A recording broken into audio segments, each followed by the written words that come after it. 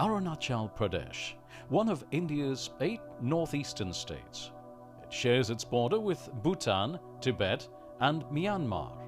Much of the land is mountainous, covered by the Himalaya in the north and west and the Patkai hills in the east. The state is also home to countless valleys and rivers, the mightiest being the Siang. The climate of Arunachal Pradesh ranges from alpine to temperate and subtropical, varying with elevation. The state receives heavy rainfall during its monsoon season, making it the perfect home for dense forests and an enormous diversity of plant and animal life.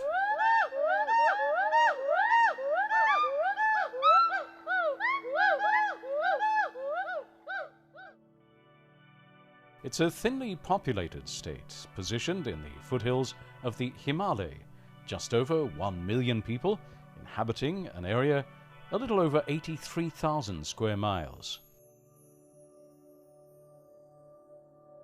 Much of the Arunachal population live in tribes whose ancestors are believed to have migrated from pre-Buddhist Tibet 2,000 to 3,000 years ago. Oral histories and material culture, including the traditional way of dressing and religious practices, are the strongest indicators of a Tibeto-Burman origin among many of the tribes. This part of India is appropriately known as the Unexplored Paradise. Ziro, a town in the lower Subansiri region of Arunachal Pradesh. With a population of just over 12,000, it's a town of mostly rice and bamboo growers.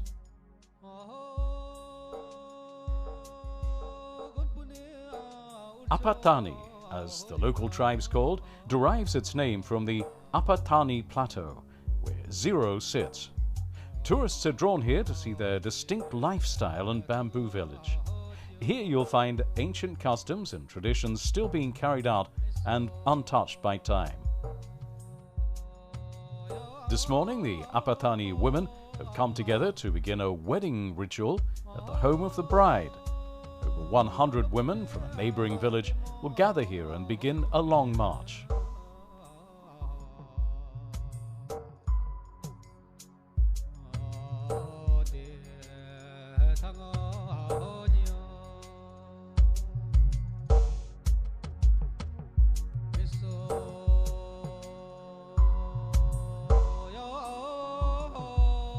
They wind their way through the farms and fields carrying baskets full of rice.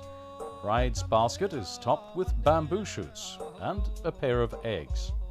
This is part of a fertility ritual that dates back to ancient times. While the bride's mother brings up the rear, the bride herself leads the marchers to her soon-to-be husband's home in this march of the Apatanis.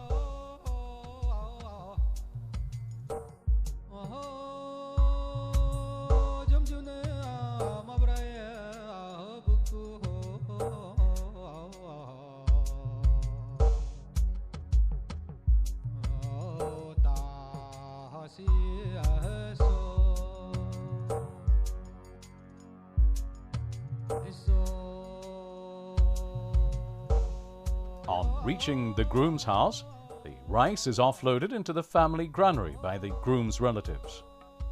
The rice has not been de-husked and remains farm fresh. As the village women drop their rice and leave, they're given a token of appreciation for their hard work by the groom's family members. Each is given 20 Indian rupees in return, or just under half a US dollar.